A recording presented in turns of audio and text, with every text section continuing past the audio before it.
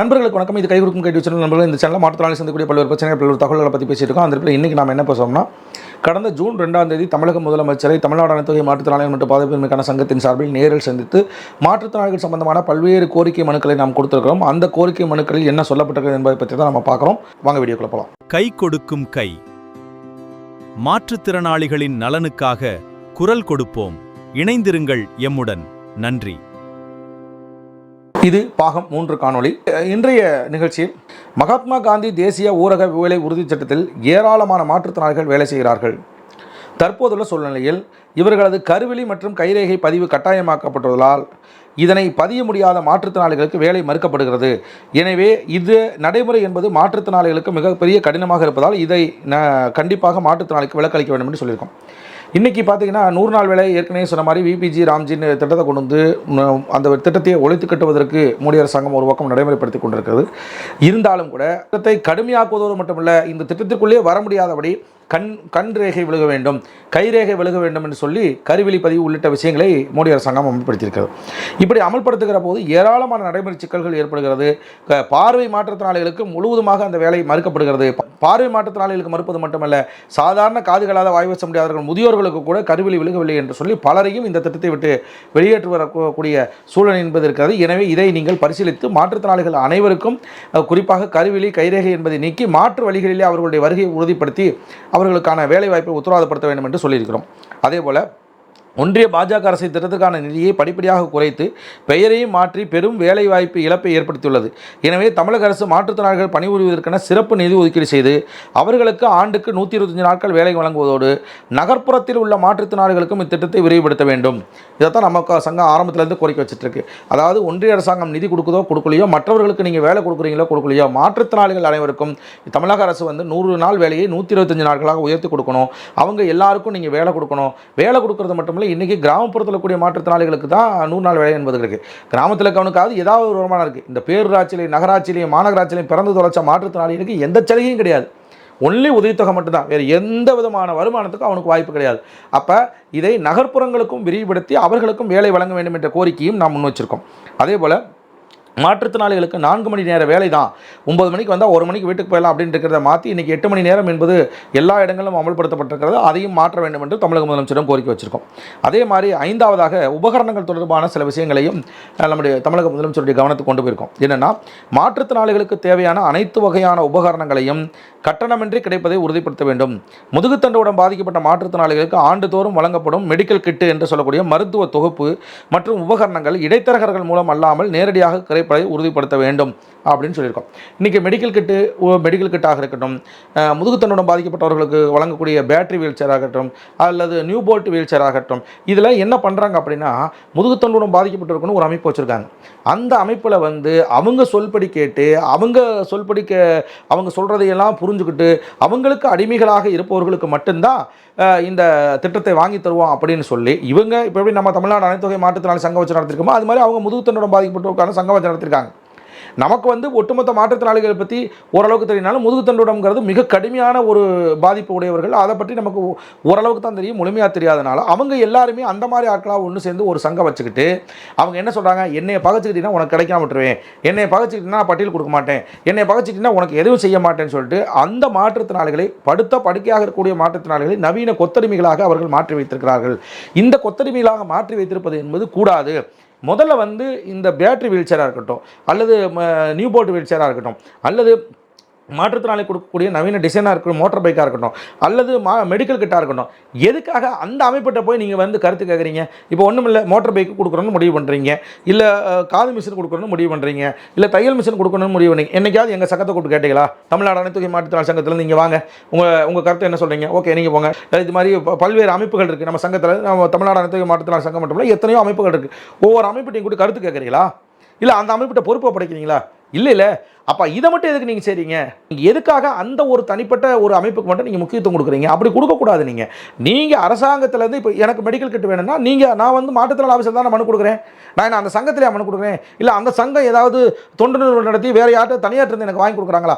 அரசாங்கத்திலிருந்து வாங்கி நீ என்கிட்ட கொடுக்குறத நீ எதுக்கு இடைத்தரகர் மாதிரி அவங்கள அந்த சங்கத்துக்காரங்களை பயன்படுத்துகிற? அப்படி நீ பயன்படுத்தக்கூடாது. இடைத்தரகர்களை வச்சு நீ பயன்படுத்தக்கூடாது. நேரடியாக எனக்கு வேணுங்கிறது எனக்கு கொடுக்கணும்.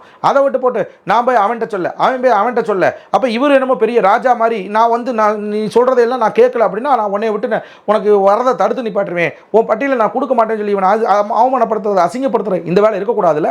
இதைத்தான் நம்ம சொல்கிறோம். நம்ம அப்போ அரசாங்கத்தை நான் முன் வச்சிருக்க கோரிக்கை எதுவாக இருந்தாலும் ஃபேஸ் டு ஃபேஸ் நான் மாற்றுத்திறனாளி அலுவலர் அவ்வளோதான் இருக்கும்போது இடையில இடைத்தரகர்கள் யாருமே இருக்கக்கூடாது அப்படிங்கிறத தான் சொல்கிறோம். அதே மாதிரி மெடிக்கல் கிட் வழங்குற போது யூரின் பேக்காக இருக்கட்டும், கத்தீட்டராக இருக்கட்டும், இது மாதிரியான மருத்துவ உபகரணங்கள் வரும்போது ஆளுக்கு தகுந்த மாதிரி வழங்கணும். இப்போ என்னுடைய ஃபேண்ட் சட்டையை இன்னொருத்தர் போட முடியாது, அவரோட பேண்ட் சட்டையை எடுத்து நான் போட முடியாது. அப்போ சட்டையே உடம்புக்கு மேலே உடுத்துக்கிற சட்டையே மாறுகிற போது எப்படி நீங்கள் இப்போ உதாரணத்துக்கு செயற்கைக்கால் எடுத்துங்க.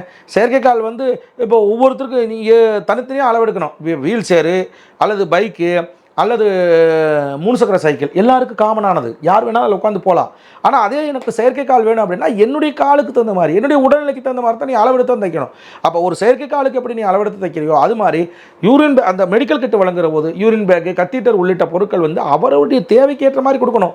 காமனாக 20 சைஸ்னால் எல்லாருக்கும் 20 சைஸு, 18 சைஸ்னால் எல்லாருக்கும் 18 சைஸு, இந்த மாதிரி 18 சைஸ் 20 சைஸ் நீ காமனாக நீ கொடுத்தீங்கன்னா அது என்ன பண்ணுறான், அது அவன் 20 தேவைப்படுறவனுக்கு 18 போய் சேருது, 18 தேவைப்படுறவனுக்கு 22 போய் சேருது. அப்போ அவனுக்கு பிரயோஜனம் இல்லாமல் அதை தூக்கி எறிஞ்சிடறாங்க. அப்போ யாருக்கு என்ன நோக்கத்துக்காக நாம் கொடுக்குறோமோ அந்த நோக்கத்தினுடைய பயனாளிகளை மட்டும் தேர்வு செய்து அவர்களுக்கு கொடுப்பது தான் சிறந்ததாக இருக்கும் அப்படிங்கிறத நாம் சொல்லியிருக்கோம். அதை வருஷம் மெடிக்கல் கிட்டு கொடுக்கணும். அவங்களுக்கான உபகரணங்கள் எதுவாக இருந்தாலும் இடைத்தரகர்கள் இல்லாமல் கொடுக்கணும் அப்படிங்கிறத மட்டும் இல்லை, முதுகுத்தண்டுடன் பாதிக்கப்பட்ட அனைத்து மாற்றுத்திறனாளிகளுக்கும் கட்டாயம் அவர்கள் சதவீத அடிப்படையில் பாதுகாவலர் உதவித்தொகை அவர்களுக்கு வழங்க வேண்டும் என்பதையும் நாம் உறுதிப்படுத்தியிருக்கோம். அதே மாதிரி அணுகத்தக்க தமிழகமாக தலைப்பின் கீழே என்ன கொடுத்துருக்கோம் அப்படின்னா அனைத்து அரசு அலுவலகங்கள், மாவட்ட ஆட்சியர், கோட்டாட்சியர் அலுவலகங்கள், நீதிமன்றங்கள், மருத்துவமனைகள், கல்வி நிலையங்கள், காவல் நிலையங்கள், ரயில் பேருந்து போக்குவரத்துகள், சுற்றுலாத்தலங்கள், வங்கிகள், கோவில்கள் உட்பட அனைத்து இடங்களையும் அனைத்து வகையான மாற்றுத்திறனாளிகளும் எளிதாக பயன்படுத்தக்கூடிய வகையில் அமைத்திட வேண்டும். இன்றைக்கி எந்த இடத்துலையும் ரேம்ப் கிடையாது, எந்த இடத்துலையும் வீல் சேர் கிடையாது, எந்த இடத்துலையும் வெஸ்டர்ன் டாய்லெட் கிடையாது. இப்படியான நிலைமை இல்லாமல் அனைத்து இடங்களுக்கும் எல்லோரும் எப்போதும் சென்று வரக்கூடிய வகையிலே மாற்றங்களை நீங்கள் செய்ய வேண்டும் என்று சொல்லியிருக்கோம்.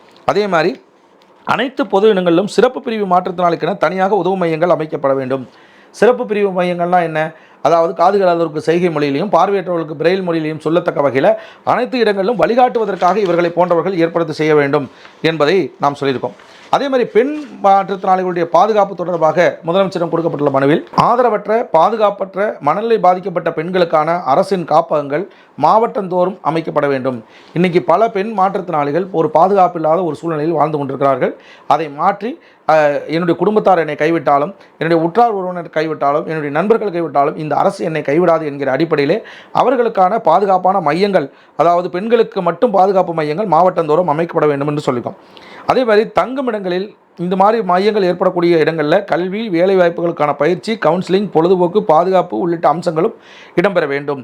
பெற்றோர் பணிக்கு செல்லும் போது மட்டும் சில பிரிவு மாற்றுத்திறனாளிகளை பராமரிப்பதற்கு பகல் நேர தங்குமிடங்கள் மாவட்டமும் ஏற்படுத்தும். சில பேர் ஆட்டிசம் பாதித்த குழந்தைகள் இருப்பாங்க, மனவளர்ச்சி குன்றிய குழந்தைகள் இருப்பாங்க. இந்த மாதிரி குழந்தைகள் இன்றைக்கி இருக்கக்கூடிய சூழ்நிலை கணவன் மனைவி இருவருமே சம்பாரிச்சா தான் குடும்பத்தை காப்பாற்ற முடியும்.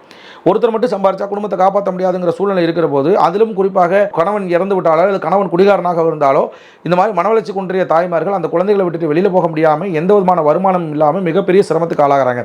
அப்படிப்பட்டவர்கள் தன்னுடைய குடும்பத்தை பாதுகாப்பதற்காக என்ன பண்ணணும் அப்படின்னா இந்த மாதிரி பகல் நேர மையங்களை அது எல்லா தாலுக்காவிலையும் ஏற்படுத்தி இந்த மாதிரி சிறப்பு குழந்தைகளை கொண்டு உங்கள்கிட்ட விட்டு போட்டு அவங்க வேலைக்கு போயிட்டு திரும்ப வேலை முடிஞ்சு வந்தோன்னே இந்த குழந்தையை கூட்டிட்டு அவங்க வீட்டுக்கு போகிற மாதிரியான ஒரு ஏற்பாட்டை நீங்கள் பண்ணணும். மாவட்டந்தோறும் ஏற்படுத்தணும், தாலுக்காதோறும் இந்த விஷயத்தை ஏற்படுத்தணும் அப்படிங்கிறத நம்ம சொல்லியிருக்கோம்.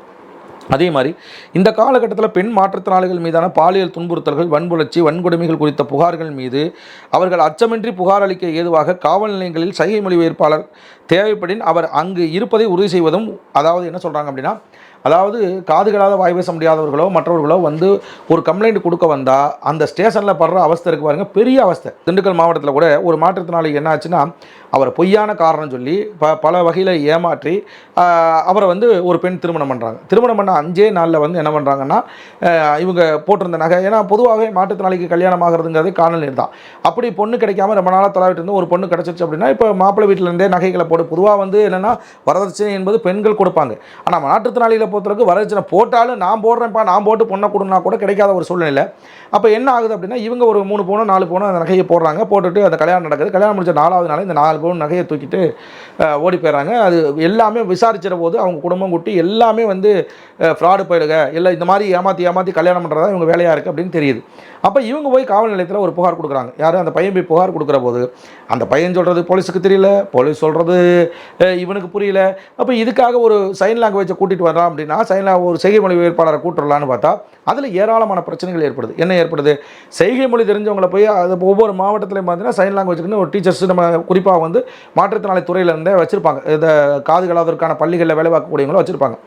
அந்த மாதிரி டீச்சர்ஸை நம்ம கூட்டிகிட்டு வந்து அதை மொழிபெயர்த்து ஓரளவுக்கு போலீஸ் வந்து புரிஞ்சுக்கிட்டு அதை பண்ணிட்டா கூட கோர்ட்டுக்கு போய் விசாரணைக்கு போய் அப்போ அவங்களுக்கான தண்டனையும் மற்ற விஷயங்களை கொடுக்குற போது என்ன ஆகுது அப்படின்னா, இவர்கள் வந்து உண்மையிலேயே சைன் லாங்குவேஜ் படித்து அந்த விஷயத்தை பட்டம் பெற்று வந்திருந்தாங்கன்னா பரவாயில்ல. பல பேர் என்னென்னா அனுபவ ரீதியாக, இப்போ உதாரணத்துக்கு என் வீட்டில் ஒரு காதுகளாத மாற்றுத்திறனாளி இருக்காங்க அப்படின்னா அவங்களோட பேசி பழகி அனுபவத்தில் கற்றுக்கிட்டவங்க தான் பல பேர் சைன் லாங்குவேஜ் பேசுகிறாங்களே ஒழிய முறைப்படி இந்த லாங்குவேஜை வந்து எப்படி நம்ம வந்து ஒரு டிகிரி எம்ஏ படிக்கிறோம் அல்லது பிஏ படிக்கிறோம் அல்லது வேறு ஒரு படிக்கிறோன்னா முறைப்படி காலேஜுக்கு போய் படித்து உண்மையிலேயே பட்டம் பெற்றுவாங்க. அந்த மாதிரி ஆட்கள் ரொம்ப குறைவு தான். அப்படி இருக்கக்கூடிய சூழ்நிலை இந்த மாதிரி வந்தவங்கள நான் ஏற்றுக்க மாட்டேன், நீ படித்தவங்கள தான் கூட்டணும் அப்படிங்கிற மாதிரி பல விஷயங்கள் வருது.